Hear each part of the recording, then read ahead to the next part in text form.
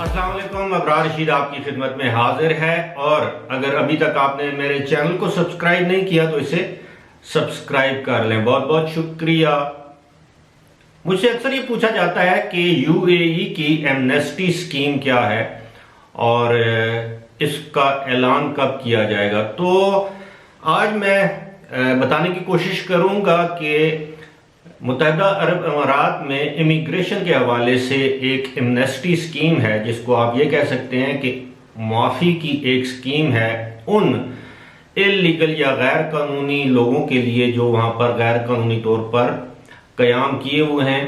और गुज़श्ता जो amnesty scheme थी जिसमें माफ़ी दी गई थी गैर कानूनी तारकीन वतन को, वो 2018 में थी।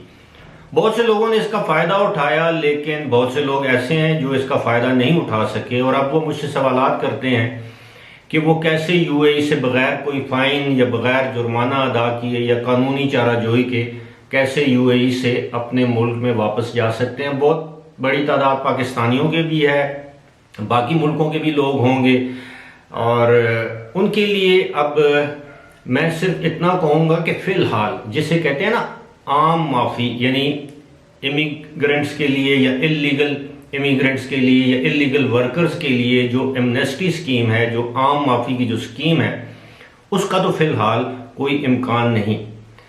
लेकिन जो एमनेस्टी कानून है वो साल के 12 महीने लागू रहता है। उसकी शराइत कुछ यूँ है कि अगर आप समझते हैं कि आपका वीज़ा एक्सपायर हो चुका है और काफ़ी अरसे से आप गैर कानूनी तौर पर मुत्तहिदा अरब अमारात या यूएई में मुकीम हैं और आप अपने मुल्क वापस जाना चाहते हैं, तो उसका एक तरीक़ाकार ज़रूर है। वो ये है कि आप रज़ाकाराना तौर पर इमिग्रेशन के ऑफिस में जाकर ख़ुद को सरेंडर कर दें।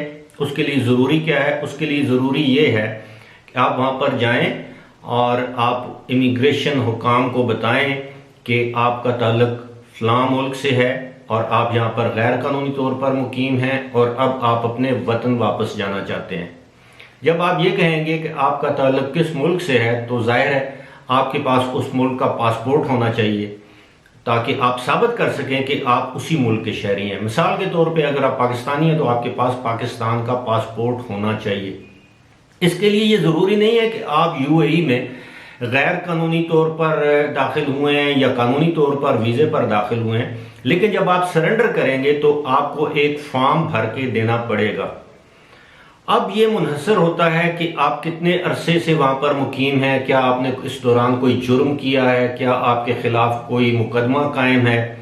ये सारे मामलात की छानबीन कर ली जाएगी, आपका पासपोर्ट रख लिया जाएगा, आपसे वो फॉर्म फिल आउट करवा के यानी फॉर्म भरवा के आपका एड्रेस पूछा जाएगा कि आप कहाँ पर मुकीम हैं और आप कितनी जल्दी वापस जाना चाहते हैं। ये सारे सवालात पूछ के उसके बाद आपको इमिग्रेशन हुकाम अगर आप पर जुर्माना ना करें तो उनकी मर्जी है, आपको कोई सज़ा ना दे तो उनकी मर्जी है, लेकिन अक्सर होता यह है कि वो आपको एक ख़ास टाइम देते हैं, वक्त देते हैं कि 2 हफ्ते के अंदर, 3 हफ्ते के अंदर, 4 हफ्ते के अंदर या 1 हफ्ते के अंदर आप अपने मुल्क वापस चले जाएं। याद रहे कि इस सारे काम में वो आपको टिकट नहीं देंगे।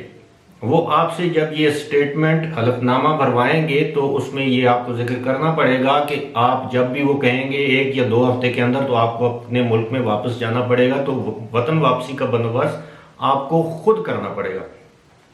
फिलहाल यही एक वाहिद रास्ता है जो वहाँ पर गैर कानूनी तौर पर क़याम करने वाले लोगों के लिए खुला है, यानी आप खुद रज़ाकाराना तौर पर जाकर इमिग्रेशन हुकाम के सामने अपने आप को पेश कर दें, जिसको कहते हैं सरेंडर करना या हथियार डालना या खुद को पेश करना या खुद को उनके रहमो करम पे छोड़ देना। अक्सर ये देखा गया है कि ऐसे लोगों से नरमी बरती जाती है। आजकल हालात वैसे भी ऐसे हैं कि दुबई या यूएई की अथॉरिटीज़ नहीं चाहती कि वो छोटे मोटे जराइम या इमिग्रेशन के जराइम में मुलव्वस लोगों को जेलों में डालें, क्योंकि जेलों में पहले ही कैदी इतने ज़्यादा हैं, कोरोना वायरस का खदशा है और बहुत सी वजूहात हो सकती हैं। इस वक्त तो यूएई के जो हुकाम हैं वो चाहते हैं कि ज़्यादा से ज़्यादा गैर कानूनी या कानूनी तारकीन वतन अपने अपने ममालिक में वापस जाएँ, बअल्फाज दीगर हमारी जान छोड़ें और यहाँ से जाएँ।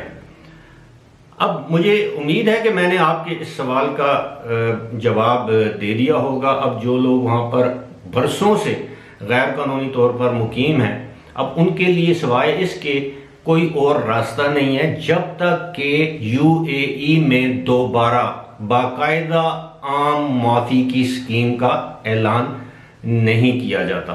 फिलहाल इसी के साथ मुझे दीजिए इजाजत। खुदा हाफिज।